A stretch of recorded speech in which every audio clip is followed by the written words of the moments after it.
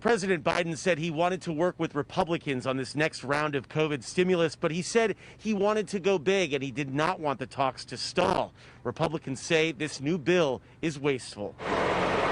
Tonight, President Biden arriving in Delaware, his first trip aboard Air Force One as president. Mr. Biden spent the day and evening selling the Democrats' latest COVID stimulus package. Middle-class folks need help. President Biden spoke with CBS Evening News anchor Norah O'Donnell in his first interview since being sworn in about who will likely be eligible for the stimulus cash. It's somewhere between an individual making up to 75 and phasing out and a couple making up to 150 and phasing out. But you don't need to get any help to someone making $300,000 or $250,000. Mr. Biden's nearly $2 trillion plan includes $160 billion to expand COVID vaccine testing and vaccination programs. It increases and extends unemployment benefits from mid-March to the end of September, and it provides lower and moderate income Americans with $1,400 in direct aid. The president said the size of those checks is non-negotiable. I'm not cutting the size of the checks.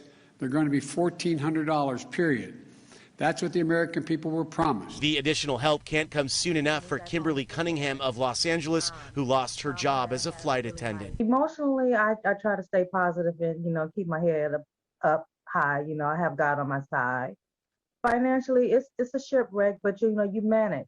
You manage. I keep saying I'm an unemployment check away from being over there by the freeway. Biden has been under pressure to fast-track help, and today a disappointing jobs report showed the economy is still in big trouble. Mr. Biden argues the counter-proposal offered by Senate Republicans does not go far enough at about a third of the price of the president's plan. We're being asked to spend another $1.9 trillion to deal with the coronavirus pandemic, and yet we have no idea how much of the $900 billion that we just enacted 5.5 weeks ago has gone out the door. They're using this phony budget to set the table to ram through their $1.9 trillion rough draft.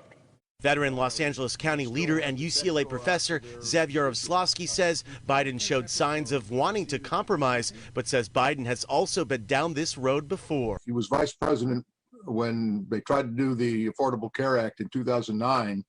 And the Republicans, kind of slow walked it and, pretended like they wanted to negotiate and talk, but never did. Ultimately, the battles in Washington impact the most basic and important parts of life here at home. Charlene Perez of Orange County. I'm kind of struggling because I got bills to pay too, and my car needs fixing.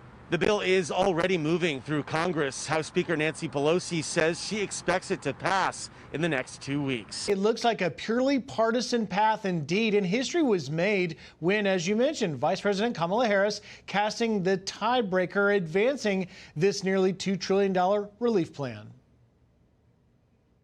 On this vote, the yeas are 50, the nays are 50, the Senate being equally divided. The Vice President votes in the affirmative, and the concurrent resolution as amended is adopted.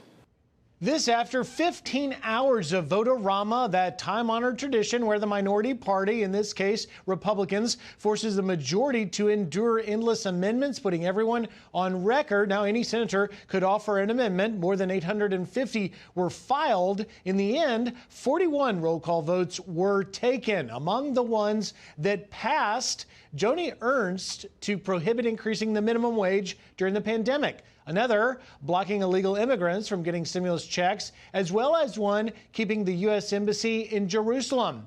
Only one amendment got unanimous consent, 100-0. Police. Now, not all were adopted. The Democrats shot down Tom Cotton's amendment against packing the Supreme Court, and they killed another that opposes stimulus checks for prisoners, as well as one effectively reinstating border wall construction. So, Dana, what happens now? Well, this is just the first step because it created the vehicle, if you will, the budget resolution that puts the Democrats' package on the path to passing through reconciliation. Sidestepping Republicans and skirting a filibuster, it now goes back to the House, where they began working on it in committee, and then ultimately they'll work with the Senate to craft the actual COVID bill. That's expected sometime in mid-March.